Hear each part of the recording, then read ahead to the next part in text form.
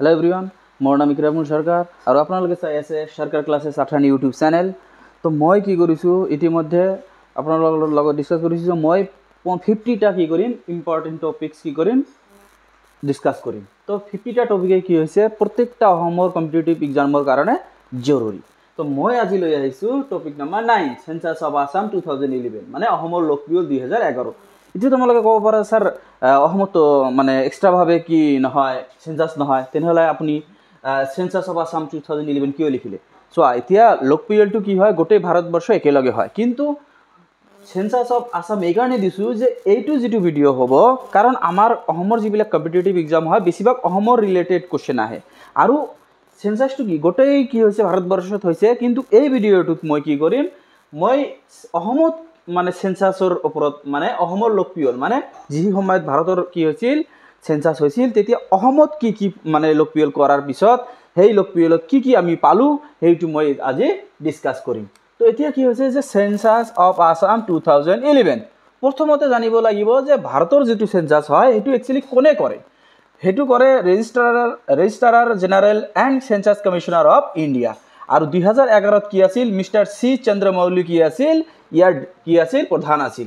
তো এতিয়া কথা হৈছে যে এই সেন্সাস যেটো হয় যেটো লোকপিয়ল হয় এটো কোনে মানে কি কৰে পৰিচালনা কৰে হেতু হল কি ministry of home affairs government of India. আমি তো জানো যে বৰ্তমান আমাৰ কি ভাৰতৰ হোম মিনিষ্টাৰ বা গৃহমন্ত্ৰী কোন অমিত শাহ ডাঙৰীয়া।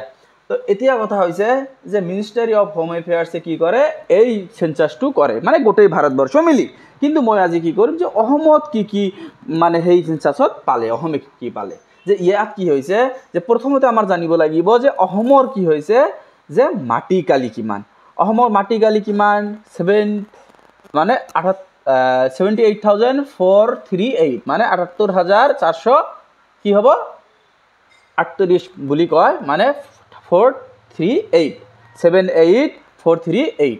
তো এতিয়া কথা হৈছে যে পপুলেশন কিমান আছিল এতিয়া হ'ব 3,12,05,576 মানে এটো 2011 মতে টোটাল পপুলেশন আৰু স্লোগানটো কি আছিল আৱাৰ সেন্সাস আৱাৰ ফিউচাৰ। আৰু কি হৈছে density of population of Assam 398। তোমালোকে ক'বা স্যার এই 398 ডেন্সিটি অফ পপুলেশন মানে কি মানে এটো হল ঘনত্ব মানে 1 বর্গ কিলোমিটাৰত কিমান মানুহ গড়ে অসমত থাকে হেতু হল কি 398। তো এতিয়া কথা হৈছে যে ৰিলিজন মানে আৰু যেহেতু যিবিলাক ইম্পৰ্টেন্ট সেইবিলাকে মই আগতে ডিসকাস কৰিম। আৰু পৰীক্ষাত বেছি আহে কি যে লিটাৰেসি ৰেট হয় নাই অসমৰ লিটাৰেসি ৰেট কিমান 72 কি হৈছে 72.19%। এটো কি হৈছিল ইপিটেক 2021ত আহিছিল। তাৰ পিছত কি হৈছে মেল লিটাৰেসি কিমান হৈছে 77.85 আৰু ফিমেল হৈছে কিমান 66.27%। এটো লিটাৰেসি ৰেট।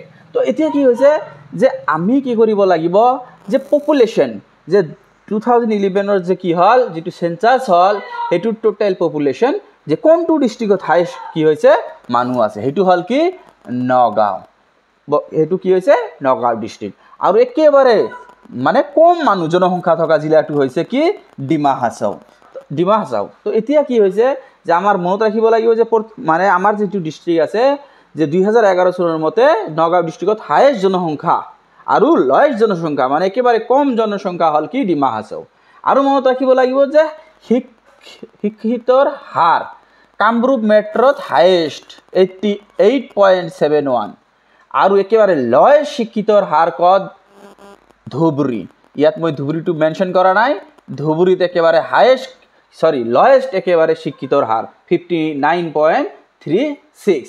এতিয়া কি হৈছে যে ঘনত্ব মানে প্ৰতি বৰ্গ কিলোমিটাৰত হাইয়েস্ট জনসংখ্যা থকা যদি ডিস্ট্ৰিক্টৰ নাম হুদে তেনেহলে ক'ব লাগিব কামৰূপ মেট্ৰো মানে যেটো আমাৰ ৰাজধানী আমাৰ গুৱাহাটী হয় না নাই যে গুৱাহাটী চহৰ মানে একচুয়ালি আমাৰ অসমৰ ৰাজধানী দিছপুৰ হয়, কিন্তু দিছপুৰটো কি গুৱাহাটীত আছে। তো সেই কি হৈছে কামৰূপ মেট্ৰোৰ যেটো ডিস্ট্ৰিক্ট গুৱাহাটীৰ কি হৈছে জিলাটোৰ নাম হল কামৰূপ মেট্ৰো। কামৰূপ মেট্ৰোত প্ৰতি বৰ্গ কিলোমিটাৰত 2010 জনকৈ থাকে। আৰু ডিমা হাছাও কি হৈছে প্রত্যেক কি হয়েছে বর্গ কিলোমিটার, মানে এইফালে 1 কিলোমিটার, এইফালে 1 কিলোমিটার, এইফালে 1 কিলোমিটার, এইফালে 1 কিলোমিটার, মানে 1 বর্গ কিলোমিটার স্কোয়ারত মাত্র 44 জন থাকে। ঠিক আছে, তো এতিয়া কথা হৈছে যে ফাদার অফ ইন্ডিয়ান সেন্সাস, এইটো একচুয়ালি নালাগে, কিন্তু যেহেতু অসমৰ কথা ডিসকাস কৰি আছো, কিন্তু কিছুমান টাইমত দিবও পাৰে। তো এইটো মনত ৰাখিব লাগিব, হেনৰি ৱাল্টাৰ। আৰু এইটো যিটো লোকপ্ৰিয় হৈছে 2011 চনত, সেইটো আছিল 15 ইণ্ডিয়ান কি আছিল সেন্সাস। তো এতিয়া কথা হৈছে যে রিলিজন, বর্তমান তো রিলিজন লয়ে রাজনীতি হৈ আছে, সবে রিলিজন খালি আমার অসমতো তেনেকুৱা হয়নে নাই, সবে ৰিলিজনেৰ ৰাজনীতি কৰি আছে, কংগ্ৰেসে হওক, বিজেপি হওক, তাৰ ইউডিএফে হওক, সবে খালি কি কৰিব লাগে, ৰাজনীতি কৰিব লাগে ধৰ্ম লৈ, হয়নে নাই। তো এতিয়া কথা হৈছে যে হিন্দু, আমাৰ অসমত হিন্দুৰ পাৰ্চেণ্ট কিমান, 61.47%। তো মুসলিম মানুহ কিমান আছে ইয়াত, 34.22%। আৰু খ্ৰীষ্টিয়ান মানুহ কিমান আছে, 3.74। বুদ্ধিজিম মানুহ কিমান আছে, 0.18। শিখ কিমান আছে, 0.06। জৈন কি আছে, 0.08%। আদার্স কি হল 0.09। মানে ধর্ম অনুযায়ী কোন কোন ধর্ম কিমান পার্সেন্ট আছে, এইটো হল সেইটো। আৰু কি হৈছে লেংগুৱেজ স্পকেন, যে অসমত মানে কিমান শতাংশ মানুহ এছামিজ কয়, বেংগলী কয়, সেইটো যে এছামিজ কোৱা মানুহ অসমত কিমান পাৰ্চেণ্ট আছে, 48.38%। আৰু বেংগলী কোৱা মানুহ 28.91%, মানে 2011 লোকপ্ৰিয়ৰ মতে। আৰু বড়ো আছে কিমান, 4.53। আৰু হিন্দী কোৱা মানুহ হল 6.73। তো এতিয়া কথা হৈছে যে এই ভিডিওটো কি কৰিব লাগিব, তোমালোকৰ বাৰে বাৰে চাব লাগিব, তেতিয়া তোমালোকৰ সেন্সাস আসাম 2011 যিকোনো কোশ্চেন কাটক, যদি কাটে কোশ্চেন ফ্রেম করে ইয়ার ভিতরতে আহিব। আর মনত রাখিব লাগিব যে Assam ranks 14 in size of population among the states of India. এতিয়া কি হৈছে যে ভারতত যিমান কেইটা রাজ্য আছে, সেই রাজ্য কি জনসংখ্যার ভিত্তিত কি সিরিয়াল কৰিছে নে নাই, সেইটোত কি হ'ব, আমাৰ অসমৰ কি হৈছে ৰ্যাঙ্ক 14। আৰু একেবাৰে হাইয়েস্ট পপুলেশন থকা ৰাজ্যটো হৈছে কি উত্তৰ প্ৰদেশ, আৰু অসমৰ নাম্বাৰ কিমান, 14 নাম্বাৰ। আৰু চোৱা যে আসামৰ কি হৈছে, অসমৰ কি হৈছে ঘনত্ব মানে কি, যে প্ৰত্যেক বৰ্গ কিলোমিটাৰ কি হৈছে 398। এইটো হিসাবে অসমৰ ডেন্সিটি বা 15 নাম্বাৰ ৰ্যাঙ্ক 2011 মতে। আৰু কি হৈছে সেক্স ৰেশিও যিটো আছে, সেইটো আমাৰ কি হৈছে 15 ৰ্যাঙ্ক অসমত, ভাৰতৰ ভিতৰত।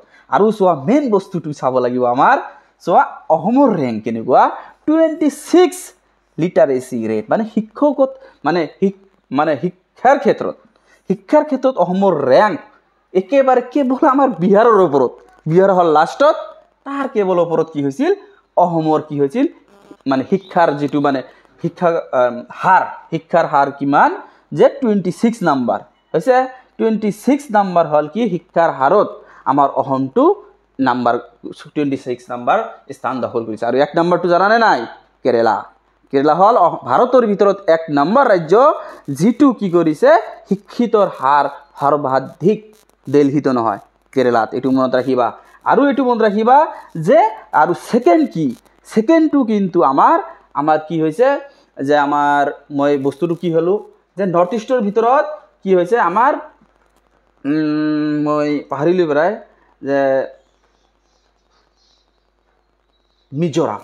এতিয়া মনত পৰিছে যে অসমৰ ভিতৰত কি হৈছে, যে মিজোৰামৰ কি হৈছে শিক্ষিতৰ হাৰ বা শিক্ষাৰ হাৰ সেকেন্ড।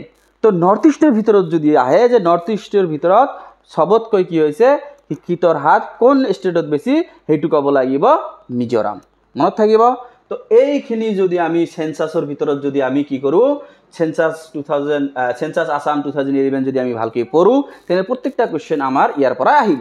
তো এতিয়া কথা হৈছে যদি এইটো তোমালোকে ভালকৈ 2-3 বাৰ ভিডিঅ'টো চোৱা, তেনেহ'লে তোমালোকৰ ইয়াৰ পৰা যদি কোশ্চেন আহে, তোমালোকৰ এটাও মিছ নহ'ব। তো মই আকৌ তোমালোকক কৈছোঁ যে মই এতিয়া কিমান নাম্বাৰ টপিক চলি আছে, মোৰ 9 নাম্বাৰ। ইতিমধ্যে মই ব্ৰহ্মপুত্ৰৰ পৰা কোশ্চেন, মানে ব্ৰহ্মপুত্ৰৰ ভিডিঅ' বনাইছোঁ, তাৰ পৰাও কি হৈছিল, এইবাৰ APSC প্ৰিলিমছত কোশ্চেন আহিছে, উত্তৰ পাৰ নে দক্ষিণ পাৰ মই ভালকৈ চোৱা নাই, যেহেতু মই এক্সাম দিয়া নাই। তো কোশ্চেনটো মই চালোঁ, ভাইটিয়ে দিছে, তো সেইবিলাক টপিকৰ পৰা 2-3টা কোশ্চেন আহিছে, মানে প্ৰত্যেকটা টপিকত মই বিচাৰিছোঁ যে মষ্ট ইম্পৰ্টেণ্ট টপিক কেইটাহে লৈ আহিছোঁ। তো এতিয়া কথা হৈছে আগৰ টপিকবিলাক যদি তোমালোকৰ চাব লাগে তেনেহ'লে তোমালোকে চৰকাৰ ক্লাছেছ 8 ইউটিউব চেনেলত যাবা তেনেহ'লে তাতে তোমালোকে পাই যাবা আৰু এতিয়া কথা হৈছে যদি তোমালোকৰ এই ভিডিঅ'টো ভাল লাগে তেনেহ'লে কি কৰিবা ভিডিঅ'টো শ্বেয়াৰ কৰিবা আৰু তোমালোকে ফলো কৰিবা আৰু ভাল ভাল ভিডিঅ' পাই থাকিবা ধন্যবাদ